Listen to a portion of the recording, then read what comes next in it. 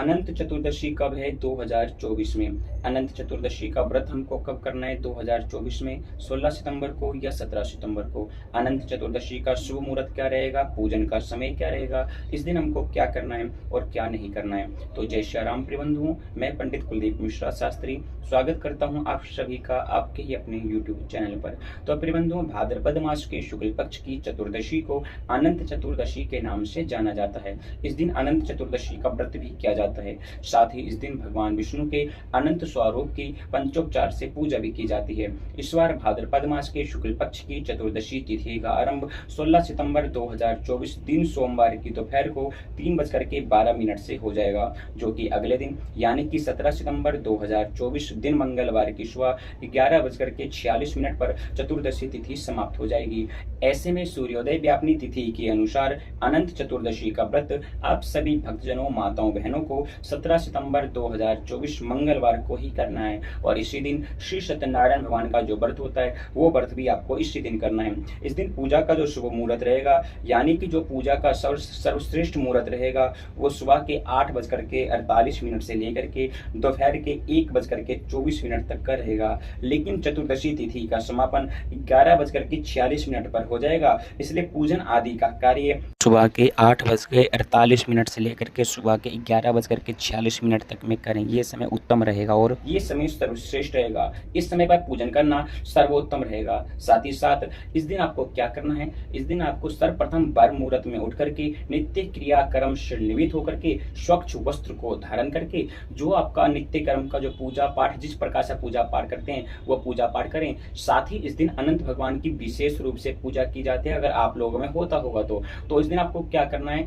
अनंत का एक धागा आता है 14 गांठ लगा हुआ, या मोतियों का भी आता है या 14 गांठ लगा हुआ भी आता है। अगर आपको वो नहीं मिलता है तो आप सभी कच्चा सूत लेकर के उसमें 14 गांठ लगा करके पंचोपचार से उनकी पूजा करें। उसके बाद में भगवान विष्णु की या लड्डू गोपाल की विधिवत रूप से पूजा करें। साथ ही साथ कथा को श्रवण करें और उस अनंत भगवान की पूजा होने के बाद, कथा श्रवण करने के बाद क्षमा याचना मांग करके पुरुष, जितने भी पुरुष हैं, अपने दाएं भुजा में बांध लें और जितनी स्त्रियां हैं वो अपनी बाएं भुजा में अनंत भगवान को, यानी कि जो अनंत जो होता है, जो धागा जो होता है 14 गांठ वाला, उसको अपने बाएं भुजा में स्त्रियां बांधें और जो पुरुष है उस अनंत के धागे को अपने दाएं भुजा में यानी कि दाएं हाथों में बांधें।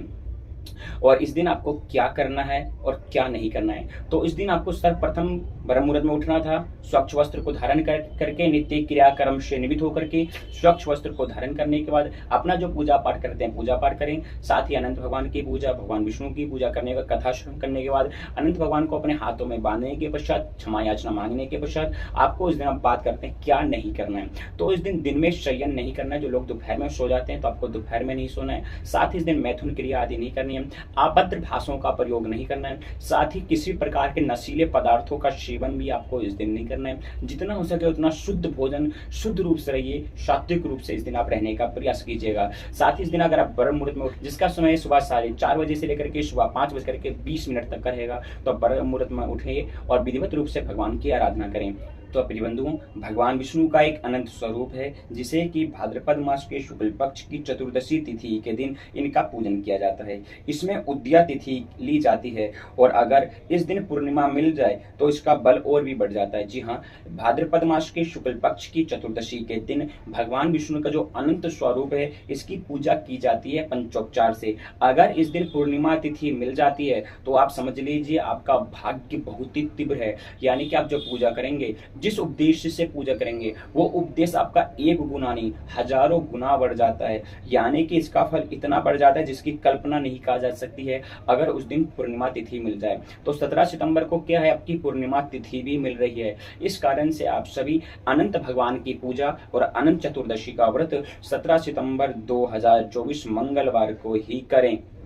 आपको पूजा किस प्रकार से करना है, सर्वप्रथम आप अपने नित्य कर्म से निवृत्त होकर के स्वच्छ वस्त्र को धारण करने के पश्चात घर के ईशान कोण में एक चौकी रखें। स्वच्छ चौकी रख करके उस पर लाल या पीले रंग का कपड़ा बिछाएं।